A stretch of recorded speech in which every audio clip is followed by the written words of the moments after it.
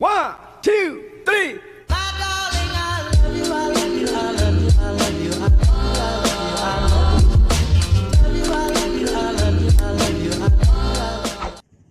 Assalamualaikum warahmatullahi wabarakatuh. Salam sejahtera bagi kita semua. Pada kesempatan kali ini, saya ingin mempresentasikan hasil artikel yang telah saya buat dengan judul Pengaruh Pandemi COVID-19 terhadap Produktivitas Remaja. Sebelumnya, izinkan saya untuk memperkenalkan diri. Nama saya Widi Eka Yulita dengan NIM 2001523, kelas 1A, Program Studi Pendidikan Sanitari, Universitas Pendidikan Indonesia.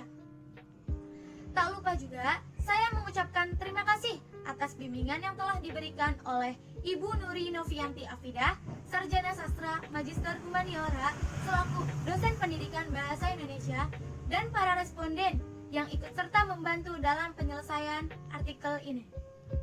Langsung saja ke pembahasan topik video ini. Sistematika artikel penelitian. Struktur yang pertama adalah abstrak. Abstrak berisi ringkasan yang dapat mewakili keseluruhan isi dari artikel tersebut. Abstrak. Sejak ditetapkannya kasus corona di Indonesia pada tanggal 2 Maret 2020 oleh Presiden Joko Widodo, sejak saat itu pula pandemi ini mengubah banyak hal dalam kehidupan. Salah satunya dalam sektor pendidikan yang dinilai kacau karena dapat menghambat kegiatan belajar, mengajar, dan berimbas langsung kepada para pelajar yang didominasi usia remaja. Metode yang digunakan dalam artikel ini adalah metode studi kasus analisis situasi, dan pendekatan penelitiannya menggunakan metode studi kasus kualitatif yang bertujuan untuk mendapatkan informasi tentang kendala yang dialami remaja di masa pandemi, mengetahui definisi dan pentingnya memanajemen diri, serta cara-cara memanajemen diri agar menjadi remaja yang produktif di tengah pandemi. Hasilnya, terdapat dua hal yang dapat dilakukan guna memanajemen diri, yaitu mampu mengenali peran dan mampu mengalokasikan waktu yang dimiliki sebaik mungkin. Kata kunci, pandemi, manajemen, dan produktif. Struktur yang kedua adalah pendahuluan. Pendahuluan berisi latar belakang penelitian, masalah penelitian, serta gambaran tujuan dari penelitian tersebut. Di dalamnya juga terdapat tinjauan pustaka. Tinjauan pustaka menyajikan ulasan teoritis tentang dasar pemikiran yang digunakan untuk memecahkan masalah penelitian. Pendahuluan. Saat ini, dampak penyebaran kasus COVID-19 kian pesat dengan terus bertambahnya kasus orang yang terinfeksi positif virus corona di masyarakat. Berdasarkan data yang diambil dari situs Satgas Penanganan COVID-19 terhitung per hari Jumat, 13 November 2020, terdapat total 452.000 kasus positif yang telah dikonfirmasi oleh pemerintah pusat. Hal ini sangat berdampak pada berbagai aspek kehidupan masyarakat. Salah satunya adalah berkurangnya kegiatan di luar ruangan. Saat ini pemerintah Republik Indonesia menginstruksikan untuk melakukan gerakan kerja dari rumah atau work from home yang mengharuskan seluruh masyarakat untuk bekerja dari rumah masing-masing. Pada awal penerapannya, sebagian besar pelajar menanggapi kelas daring ini dengan baik. Namun, setelah berjalannya proses pembelajaran secara daring tersebut, banyak pelajar mengalami kesulitan dalam belajar. Keadaan itu justru menurunkan mutu pembelajaran bagi siswa serta mutu pengajaran oleh para guru. Hal tersebut melatar belakangi perlunya para pelajar yang didominasi usia remaja melakukan self-management atau memanajemen diri agar mampu menghadapi berbagai persoalan, khususnya di masa pandemi ini. Secara istilah, manajemen diri yaitu menempatkan individu pada tempat yang sesuai untuk dirinya sendiri dan menjadikan individu layak menempati suatu posisi sehingga tercapai suatu prinsip yang tepat. Struktur yang ketiga yaitu metodologi penelitian. Di dalamnya menyajikan pendekatan, metode, teknik penelitian, termasuk langkah-langkah yang ditempuh. Metode. Penelitian ini menggunakan metode studi kasus, analisis situasi, dan pendekatan penelitiannya menggunakan metode studi kasus kualitatif yang digunakan untuk mendapatkan informasi tentang bagaimana cara menjadi remaja yang produktif di masa pandemi. Metode pengumpulan data primer menggunakan angket, sedangkan data sekunder dikumpulkan dari data yang dipublikasikan seperti artikel, jurnal-jurnal, dan buku. Penelitian ini terbatas pada ukuran sampel sebanyak 13 responden. Untuk tujuan kerahasiaan, responden diberi inisial R1, R2, R3, sampai R13. Daftar pertanyaan disusun dalam bentuk penulisan Google Form dan dibagikan melalui media sosial dan dikembangkan berdasarkan literatur terkait. untuk menggali dan mendapatkan informasi bagaimana cara menjadi remaja yang tetap produktif di tengah pandemi COVID-19, dibuat beberapa pertanyaan penelitian. Diajukan beberapa pertanyaan berikut. Yang pertama, apakah pandemi ini berdampak bagi produktivitas diri Anda sebagai remaja? Yang kedua, kesulitan apa yang Anda alami selama masa pandemi? Yang ketiga, apakah Anda tahu itu memanajemen diri? Yang keempat, menurut Anda apakah memanajemen diri itu penting? Dan kemukakan alasannya. Yang kelima, menurut Anda apakah fungsi dari memanajemen diri itu? Dan yang terakhir, bagaimana cara Anda belajar untuk memanajemen diri? Struktur selanjutnya adalah hasil dan penelitian. Di dalamnya, menyajikan dan membahas temuan-temuan hasil penelitian dari berbagai sudut pandang dan teori. Hasil menunjukkan bahwa 9 responden merasa terdampak dengan adanya pandemi COVID-19 ini. Kemudian, 2 responden tidak terdampak dan 2 lainnya merasa sedikit terdampak. Kesulitan yang dialami oleh para remaja di masa pandemi sangatlah beragam. Dari 13 responden yang menjawab kesulitan jaringan telepon sebanyak 25,5%. Kemudian kesulitan kuota sebanyak 20,8%. Kesulitan memori sebanyak 3,4%. Kesulitan yang dialami karena keadaan rumah yang tidak kondusif sebanyak 25,5%.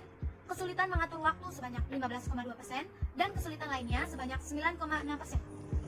Dari 13 responden, terdapat 4 responden yang sudah sangat tahu tentang apa itu memanajemen diri, sedangkan 8 responden hanya mengetahui sedikit tentang memanajemen diri, dan 1 responden tidak tahu sama sekali tentang apa itu memanajemen diri. Dari 13 responden, terdapat 10 responden yang menganggap memanajemen diri itu sangat penting, dan sisanya 3 responden menjawab bahwa memanajemen diri itu sedikit penting. Kemudian, tentang bagaimana responden belajar mengenai memanajemen diri. 7,7 responden belajar melalui proses akademik sebagai contoh di lingkungan formal seperti sekolah, dan 7,7 responden belajar melalui proses non-akademik, contohnya lingkungan keluarga. Dan 84,6 responden belajar baik dari lingkungan akademik maupun non-akademik. Pembahasan. Pada dasarnya, memanajemen diri merupakan pengendalian diri terhadap pikiran, ucapan, dan perbuatan yang dilakukan sehingga mendorong pada penghindaran diri terhadap hal-hal yang tidak baik dan peningkatan perbuatan yang baik dan benar. Sebanyak 84,6% responden menganggap bahwa memanajemen diri itu penting.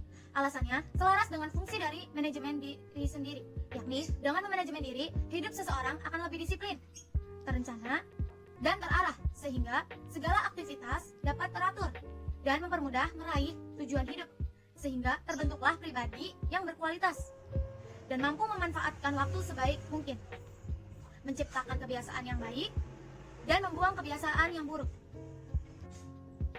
Manfaat dari memanajemen diri adalah untuk berusaha mengelola diri, baik itu pikiran, perasaan, dan perbuatan, sehingga dapat berkembang secara optimal. Dengan memanajemen diri, seseorang akan merasa bebas dari kontrol orang lain. Perubahan terjadi karena usaha diri kita sendiri, maka hargailah perubahan itu agar istiqomah. Ada banyak cara yang dapat dilakukan seorang remaja guna memanajemen diri.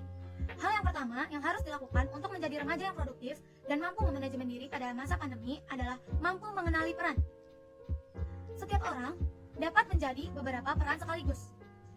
Setiap peran tersebut pasti membutuhkan perhatian secara adil dan optimal. Lalu, tugas remaja adalah mengatur agar setiap peran yang dijalani bisa berjalan dengan baik. Contohnya, pada saat remaja tersebut menjadi peran mahasiswa dengan kewajiban belajar, maka maksimalkan dengan adil dan optimal untuk fokus dalam hal tersebut. Penelitian menunjukkan bahwa multitasking lebih sulit untuk fokus dan lebih mudah terganggu oleh beberapa hal. Ketika seorang remaja telah mampu untuk mengatur peran, tugas selanjutnya adalah mempelajari alokasi waktu yang dimiliki dengan cara mencari tahu kapan diri merasa paling produktif. Salah satu standar seseorang merasa produktif ketika orang tersebut dapat menerima informasi dengan sangat baik. Kedua, ketika mampu berkonsentrasi tinggi. Dan yang ketiga, ketika memiliki motivasi yang kuat untuk menyelesaikan suatu tugas. Seorang presiden memiliki waktu 24 jam sehari. Gubernur memiliki waktu 24 jam sehari. Bahkan seorang guru pun hanya memiliki waktu 24 jam sehari. Semua orang memiliki waktu yang sama, yaitu 24 jam sehari. Tidak ada satu orang pun di muka bumi ini yang memiliki waktu lebih dari 24 jam sehari. Dan tidak ada juga orang yang memiliki waktu kurang dari 24 jam sehari. Hal tersebut merupakan nikmat yang diberikan Tuhan kepada kita. Namun, dalam hal memanfaatkan waktu, terdapat beberapa orang yang produktif dan ada pula orang yang tidak produktif. Tinggal bagaimana caranya agar bisa menjadi orang yang produktif. Salah satunya dengan cara menggunakan waktu luang sebaik mungkin. Selanjutnya, bagaimana cara seseorang dapat mengenali waktu produktifnya? Pertama, dengan mengenali jam biologis tubuh. Bagaimana cara seseorang dapat memiliki konsentrasi tinggi? Apakah orang tersebut dapat berkonsentrasi dengan adanya musik dan di tengah keramaian? Atau sebaliknya, orang tersebut hanya dapat berkonsentrasi di suasana hening tanpa adanya gangguan sama sekali? Kedua, dengan menentukan prioritas hidup. Salah satunya dengan membuat tulisan kegiatan yang harus dilakukan dalam tempo 1 hari, 2 hari, bahkan 1 minggu ataupun 1 bulan ke depan. Hal tersebut biasa disebut skala prioritas. Tentukan manakah tugas yang harus selesai dalam waktu dekat dan mana tugas yang dapat dilakukan esok hari. Ketiga, lakukan pekerjaan dengan hati riang dan ikhlas. Struktur selanjutnya adalah kesimpulan, ringkasan, dan komentar atas temuan penelitian. Kesimpulan, pandemi COVID-19 mempengaruhi dan mengubah banyak hal dalam kehidupan semua orang, terlebih para remaja dalam proses pembelajaran. Namun, tentunya tidak menutup kemungkinan remaja untuk tetap memberikan ide-ide kreatif. Hal tersebut dapat dilakukan dengan cara memanajemen diri. Memanajemen diri merupakan hal yang tidak mudah. Namun, apabila seseorang sudah mampu memanajemen diri, maka orang tersebut akan mampu menyelesaikan persoalan yang dihadapi ke depannya. Struktur yang terakhir adalah daftar pustaka. Daftar pustaka berisi sumber-sumber data yang dikutip dalam artikel tersebut. Sekian hasil presentasi artikel yang telah saya buat. Kurang lebihnya mohon maaf. Billahi taufiq wal hidayah. Wassalamualaikum warahmatullahi wabarakatuh.